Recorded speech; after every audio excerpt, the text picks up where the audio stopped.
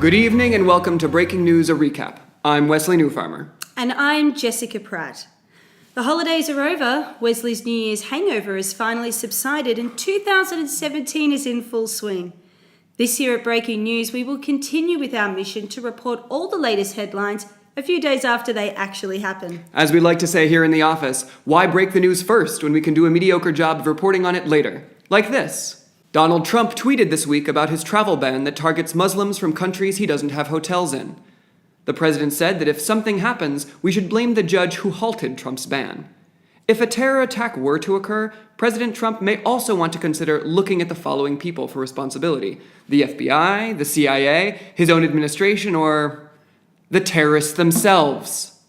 In another bizarre presidential moment, Donald Trump ended his phone call with Australian Prime Minister Malcolm Turnbull 25 minutes into a planned hour-long conversation. Here with a Breaking News, a recap dramatic reenactment is Wesley Newfarmer and me. Today, I will be playing the part of Donald Trump. A note to our viewers, I, like the majority of Americans, voted for Hillary Clinton. Meanwhile, I will play the role of Malcolm Turnbull. Full disclosure, due to taxation purposes, I haven't voted in a federal or state election in over 5 years. Hello, Prime Minister Tramp. Hello, President Trump, and my name's actually Turnbull. Yeah, whatever. Look, what the hell is with this dumb deal you signed with Obama? We agreed that the US were going to take in 1,200 refugees as part of a deal. Look here, Turnbull. This is probably the stupidest idea that anyone has ever made since the history of the world began. And I would know. I make stupid deals all the time. We can't possibly take in thousands. Not thousands. Just over 1,000. Possible terrorists, because you and Obama were in love with each other. Like how you're in love with Vladimir Putin? You leave Pooty out of this, okay? And by the way, Prime Minister Tractor Pull, it's Turnbull. What has Australia ever done for the great country of the United States of America that we could possibly owe you a favor? Well, there was joining forces to fight the Japanese during World War II. Then we sent troops in to help the US during the Korean War, the Vietnam War, the Gulf War, the Iraq War, the invasion of Afghanistan. Fake news, all of it. Was that information from CNN? If it was fake. Is Australia even a country? Are you even real? This is the worst conversation I've had with a human ever. I'm done. Goodbye, President Adel Dazim. It's Turnbull. End scene. In education news, U.S. Vice President Mike Pence cast the deciding vote to confirm Betsy DeVos as the U.S. Education Secretary. DeVos has never attended, worked in, nor sent her children to public schools and appears grossly underqualified for such an important role.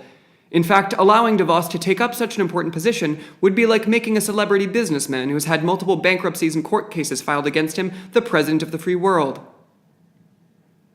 Welcome to the cabinet, Ms. DeVos.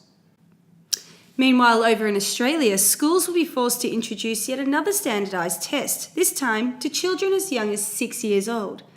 Experts say there is little evidence to suggest Aussie kids will jump up the world education ranks thanks to the test, unless it involves unlocking their parents' iPad to watch Frozen for the 800th time. Now it's over to Kirin with sport.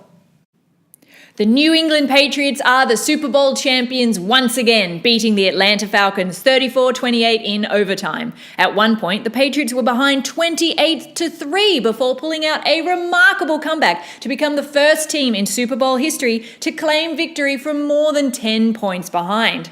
Meanwhile, in Australia, history was made with the first round of the Australian Football Women's League. A capacity crowd of 25,000 attended the opening game, while nearly 900,000 watched it on TV. For this sports reporter, it was nice to see a football game where people focused on the actual gameplay as opposed to a single roll of skin hanging over the hot pants of Lady Gaga. You know, it must be fun to Twitter troll an incredibly talented woman dancing and singing her heart out in front of millions of viewers from the safety of your hot wings bucket and high-carb beer. You know, nothing gets me more angry than these Twitter trolls who Kirin, thank you. Thank you. And I can assure you that you are not alone with these sentiments. I totally agree. Really?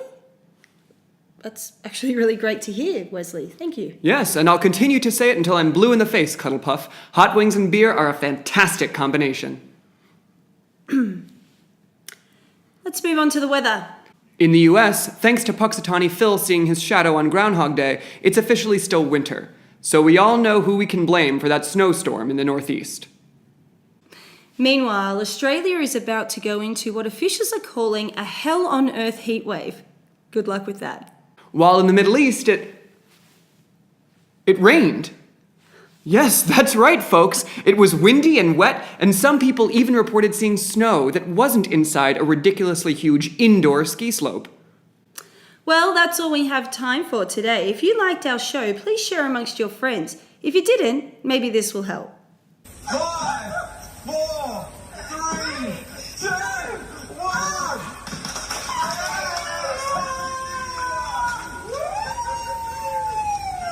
Ripper. Thank you for watching. I'm Wesley Newfarmer. And I'm Jessica Pratt. Tune in next week to see more breaking news a few days after it actually happens. Cuddle Puff?